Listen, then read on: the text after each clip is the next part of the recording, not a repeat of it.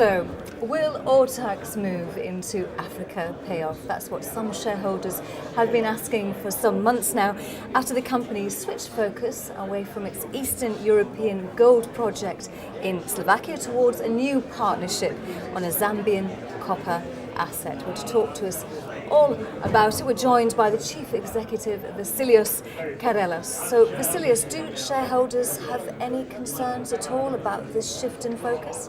No, not at all. We've got an asset there, or there isn't a project there which is going into production, and we believe we've done the right thing. Certainly over the last 6 months, we've seen the project progress quite nicely. And so by middle of next year, that operation should be producing generating some revenue. So as early as June 2016? Yeah. So the traditional approach that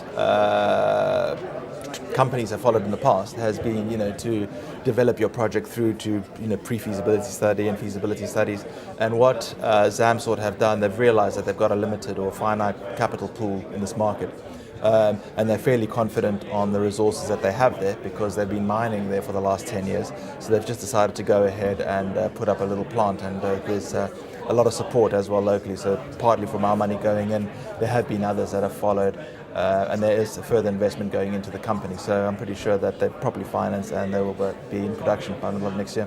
So there's a word that springs to mind, which is serendipity. So you come along just at a time when Zamsort needs you, and they're on the cusp of producing a significant resource. Well, initially, the way I see what they're doing at the moment is almost like a feasibility study, except apart from when they're finished having a couple of reports sitting on a shelf collecting dust, they'll actually have a plant from which, on paper, it should actually generate a bit of revenue, but the resources there are a lot bigger, but they obviously need to be followed up and drilled, and at the moment they don't have the capital to do that, and by putting in the plant and generating a bit of capital, it's basically proof of concept.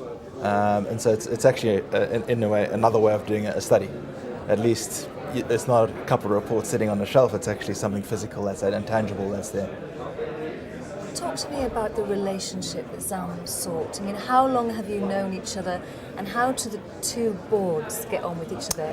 Is there any attrition, or is it all focused in one direction? No, not. I mean, obviously, I've gone on the board of Zamsort, and we sort of got introduced around about this time last year, and they needed us to some extent, as well as much as we liked the project. And so initially there was a little bit of getting to know each other, particularly with the Zambian partners and Zambian shareholders.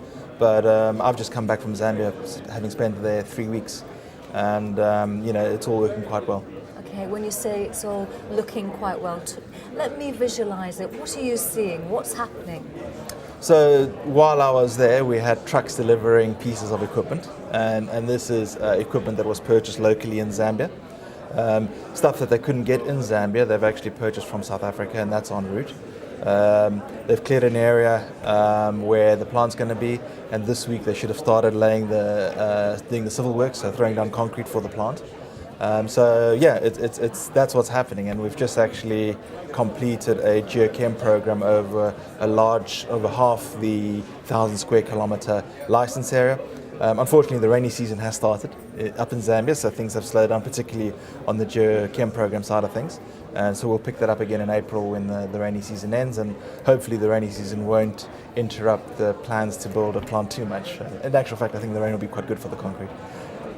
Copper as a commodity at its current prices, any concerns there, or is it all about opportunity? Look, obviously we're concerned. I mean, when we got involved, I think copper was $6,000 a ton, and now it's sitting at $4,600 a ton.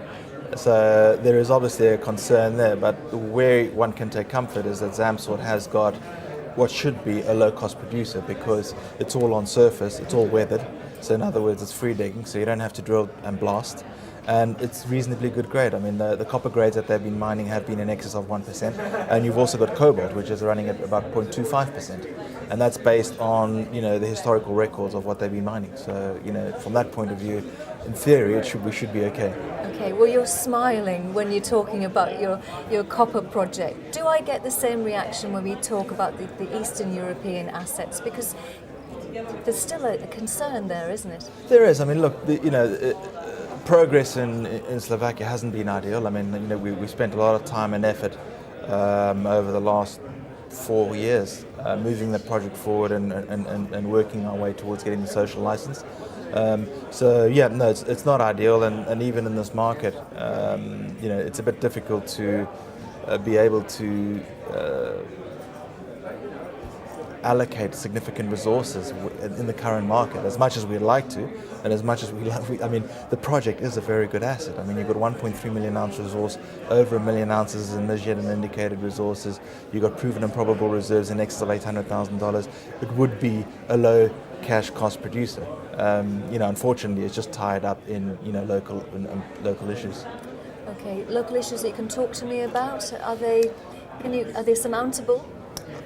Over time, they would be surmountable, but the capital markets at the moment are not giving companies the time, and that's one of the reasons why we looked at doing something else. Because 2 years ago, we recognised that things were getting tight, and if we only had one arrow in our bow, or vice versa, then we could find ourselves in a difficult situation, and thankfully we did.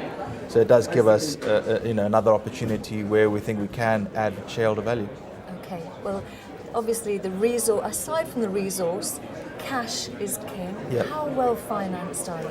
Look, we've cut back our expenditure significantly. I mean, as I'm assuming everyone else has as well. From our activities to staffing levels to even salaries, we've all taken cuts and so forth. So we raised some money recently, and that should see us through for the next 6 months. Should easily. But we're obviously very conscious that the market is skeptical about companies in our space, and for that reason, we have been very cautious in where we're allocating our finances, and hopefully with production coming on in Zambia, we should hopefully see some recognition in our share price, and hopefully then all our efforts will be rewarded. Okay, so I'm hearing lean management. 2016, in a nutshell, how would you describe what you want it to be for you? Hopefully a good year. Going against the grain. Look, we're all in the same boat in terms of commodity prices and so forth.